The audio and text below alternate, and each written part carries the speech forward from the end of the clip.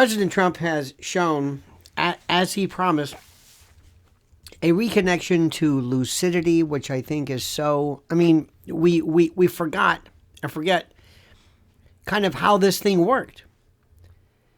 This absolute incredible sense of a reconnection to reality, which is something that we as Americans did not really know. We didn't realize how much we had lost it. It's incredible. Do you realize the financial burden that was applied to military in particular when the prospect of gender-altering medical treatments diverted critical resources away from training and equipment and morale and the like? Think about this. By eliminating these policies, Trump not only restored readiness, but ensured the taxpayer dollars were spent as to matters that were military. I mean, think about this. Nobody really understands that. The problems that were created by transgender, this is important and critical to understand, by transgender policies extended beyond readiness. When you transition somebody and put them into transition surgeries, this is accompanied by, as you can imagine, heavy narcotics, prolonged recovery times, individual rational therapy, and otherwise. This is something which kind of blows people's minds. And what's important, the financial burden of providing gender treatments diverts critical sources, that I've said, away from this. But that's just a part of it. What President Trump did specifically was to resolve leadership issues that are so critical. Leadership issues which once again proved to be the antidote to this ideological chaos that's infiltrated our military under the Biden administration. And when I say the Biden administration, I really don't mean it's him. I don't think he knew for a moment what it was that he was advocating. We're talking about reinstating thousands of service members who were discharged also by virtue of their refusing the COVID vaccine. We're talking about eliminating transgender policies in the military and dismantling these DEI programs, which I guess deport everyone illegal. I mean, which is a nice little way of providing a version of that. But this has to do with readiness. You know, these actions that he took marks a decisive break from the policies that we've been through. The divisive systems prioritizing social experiments over readiness, forgetting what exactly the military is. The military is a very, very simple thing. You don't have to be a genius to understand what's happening. You know, think about this.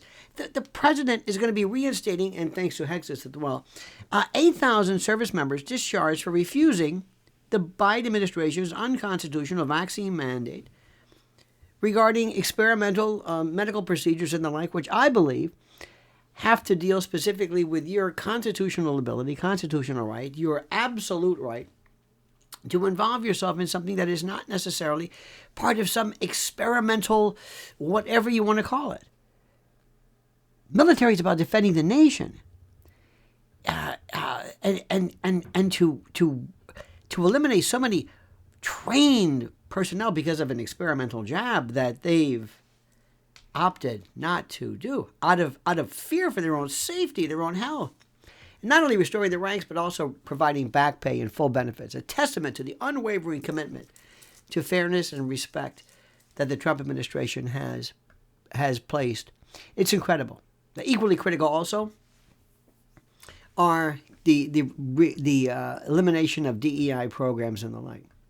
These initiatives, which are so divisive, just say DEI, these initiatives championed under the Obama and Biden administrations have been a kind of, as they say, a woke assault on the armed forces, undermining meritocracy, fostering division. DEI is a horror show. DEI programs prioritize race and gender and other immutable characteristics over ability and merit.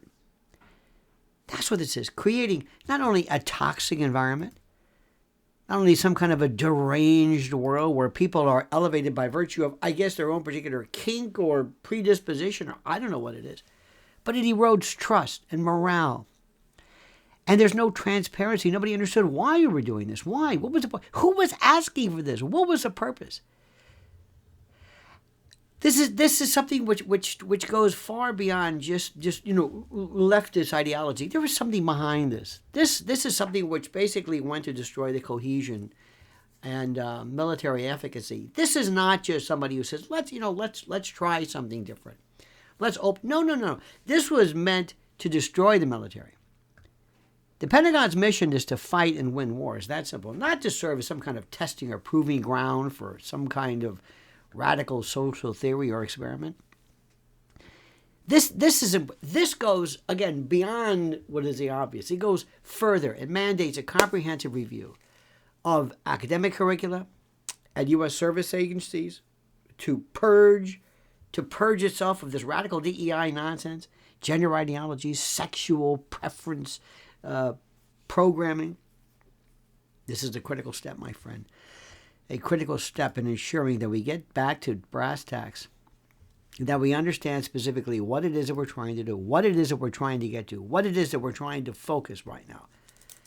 We have to prioritize missions and success and not worry about political correctness and whatever this thing is.